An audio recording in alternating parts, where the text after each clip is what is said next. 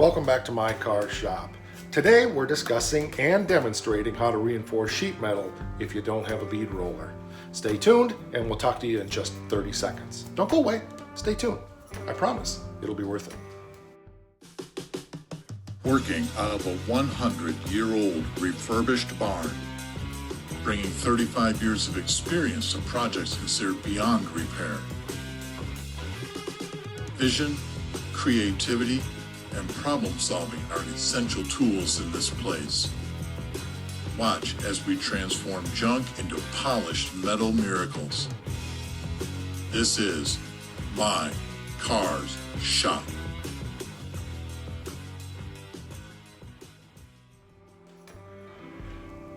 After the series that we've been doing on the 70 Challenger rebuild, Duddy from Duddy's Adventures had asked the question about how do we reinforce sheet metal if you don't have a bead roller. So I'm going to go through a couple of different ways that I've done it in the past, and then you can take those ideas and modify them for yourself and come up with a way that works for you. So let's get right into this. Okay, so first of all, I just want to demonstrate what a bead roller does and then show you in the vehicle exactly what these reinforcements look like and what they're for. So a bead roller is just simply a way of putting a bead in a piece of sheet metal to give it strength so it doesn't oil can and it doesn't buckle, and takes a flat piece of steel and just makes it so that it has some strength. So in the bead roller, you put it in, you tighten it down, you mark out where you want it, you rock and roll it back and forth a number of times, and you end up with a nice little bead in the piece of sheet metal that reinforces it and gives it strength. Now obviously I'm just using a piece of scrap steel, and so there we go. You can see from both sides that I've got a nice little reinforcement bead in the sheet metal, and if this was a bigger piece, this would give you some strength. Now obviously it's twisted a little bit, so you have to do some hammer and dolly work to straighten that out, but this is actually a piece I was using for doing edge tipping as well on an earlier episode, so it's a good little piece. This is 20 gauge steel here, which is usually what I use for floor pans. It's pretty malleable and works pretty well. So let's talk about some other ways that we can reinforce sheet metal and that a DIY guy can do if he doesn't have a bead roller. Since we're discussing what the DIY guy can do, I'm not going to go to the sheet metal brake, but rather I'm going to go to my old sheet metal brake and do things the way that I used to do them. So you can get various lengths of angle iron and create your own pseudo sheet metal brake, very simple. So I've got a little piece here that I'm going to slip in here. I'm going to loosen this up a bit more. And let's draw a line across this so we know where the center edge is, or at least where I want to bend it. And I'm going somewhere with this, so just be patient and hang on. Okay, close enough. Again, I'm doing this for demonstration, not for any way trying to be accurate. So I'll stick this into my pseudo brake. Line it up on the line so it's somewhat level. Try to get the angle iron pieces fairly straight. This is two different thicknesses of angle iron, so it's not the best option. It's best if you have two pieces the same. The other piece that I have like this is about 5 feet long, so I'm just using the smaller piece on the back side. Once you've got it clamped in there, I'll show you how I would bend it, and then I'll show you how I use it for a brace. So a person can use several things. You can use a hammer, which I don't recommend because then you're putting dents in your metal. You can use a slapping file, which is another good way to do it, and that won't put dents in your metal, and you make sure that your thing is tight and you start working it over like that. Or another way you can do it is just to get a piece of wood, and that's the kind of wood that I like to do it. And then you don't end up with hammer dents. You might take your piece of wood and do this.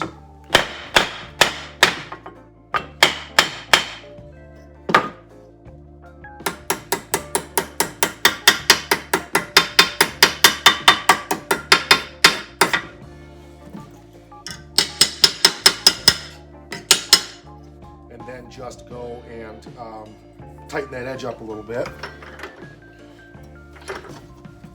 It's not too bad, and you've got a nice little piece of angle iron made out of sheet metal, basically.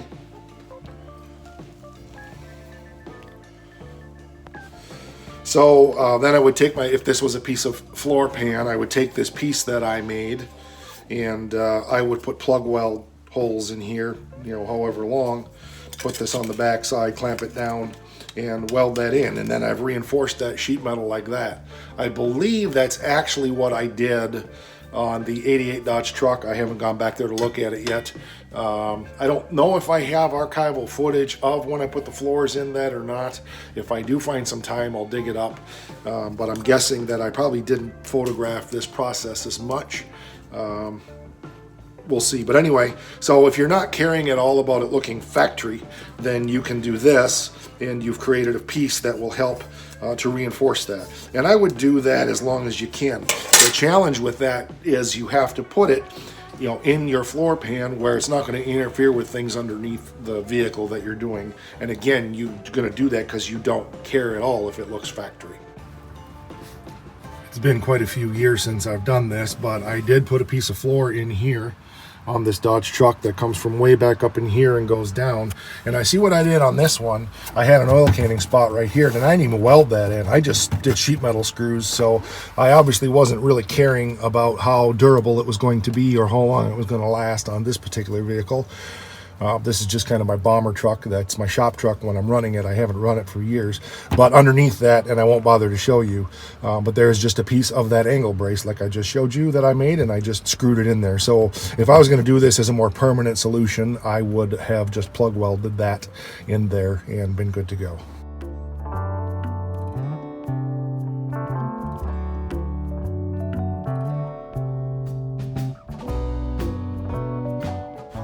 I had to scratch my head for a minute on why I did it that way on that 88 truck, and then I remembered I've got a 91 Dodge truck back there that has a really good floor in it, and my intention at the time I did that 4 or 5 years ago was just to patch the floor up so I didn't get splashed, because I was intending to get the truck on the road back then, and then I was ultimately going to put that piece of floor out of the other truck. So that's why I did it that way.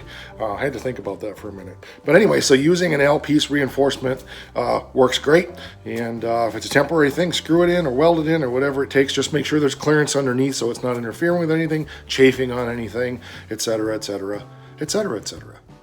So another way we can do this is to make a die set that will work. So I've got a piece of round stock that is about the length that I would consider using for making a die like this. And so I'm going to just mark where this goes on the wood here. I would use hardwood if I was doing this on a permanent basis because these 2x4s will split.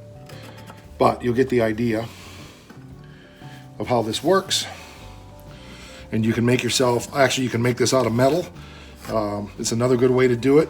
So I'm just going to take a grinder and just recess this just a bit. I don't want it in there halfway. I want it just to stay in place. That's as far as I want. And then we'll make it a die for the other side, and I'll show you how this works. Okay, so I've just put a small channel in here. The ideal thing would be to make this out of a piece of metal. Obviously, the wider the better, and weld that in place. But again, this is just for demonstration purposes, for proof of concept. You may want different lengths depending on how long the beads are, but I don't think I would probably make a bead that's much more than 12 inches long in a floor. Rather than putting one long straight one, I would rather put short ones at an angle like this.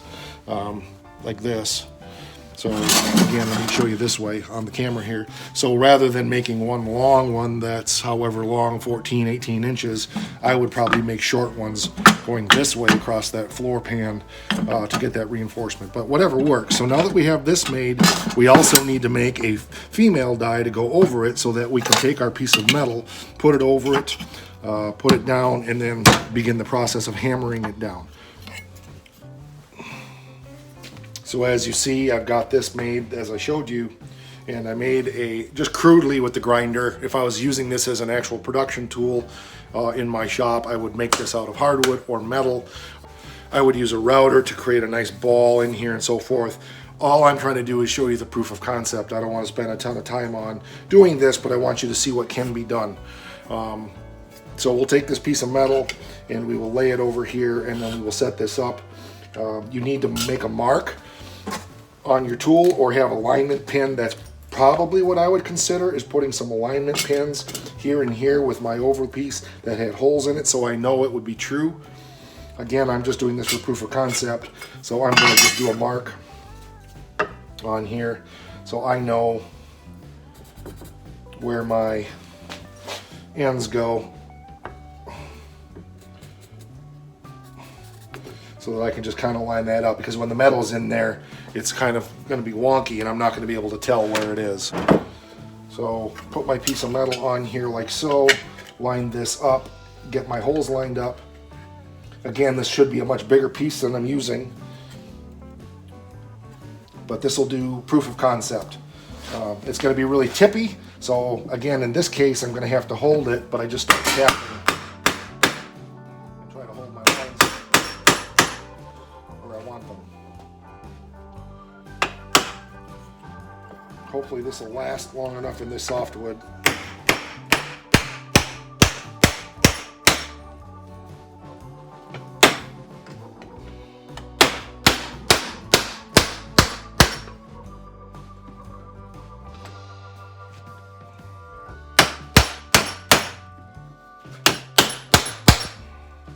I'm not exactly in the best position here as far as just laying on top of my vise. It'd be much better to be in a good location.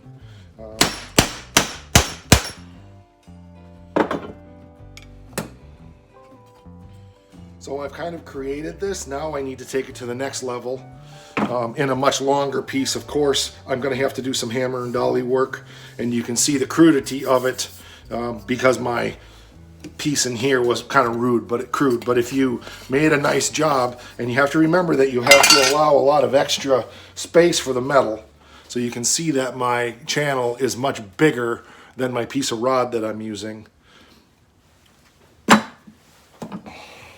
So then I would take this piece of metal and I'll go to the other end here where I had excess.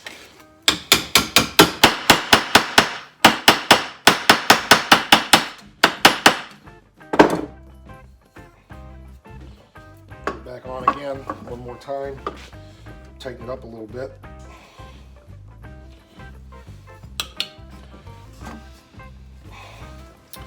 It'd be helpful if I use the right piece. And again, the crudity is because I just didn't take time to make this die very good.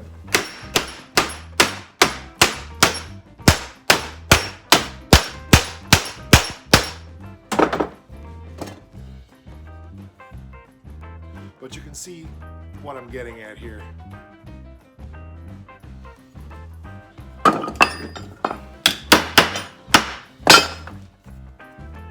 So if I want to flatten my ends out and so forth, and I start ending up with a little bit of a bead. If I wanted to take this, put it in the vise, and take my round stock piece and do a little more tapping in here, I could.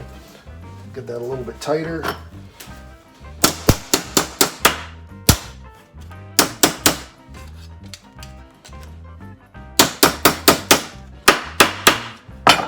Again, I'm fighting turning it into a V because the piece is so small.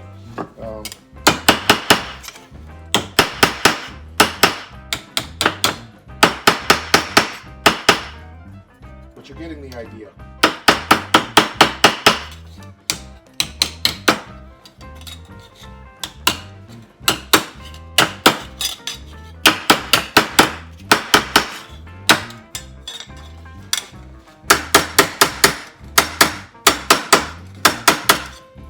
I'm not using a body hammer either, so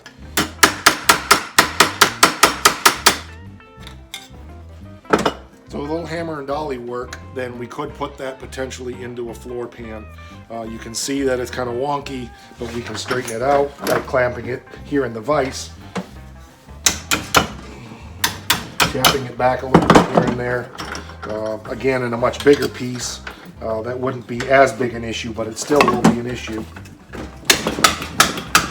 But just so you can see proof of concept on what I'm talking about, you could use your pieces of angle iron to do this as well. But overall, you know, it's a little bit crude, but if you don't have a bead roller, it's definitely a way you can do it.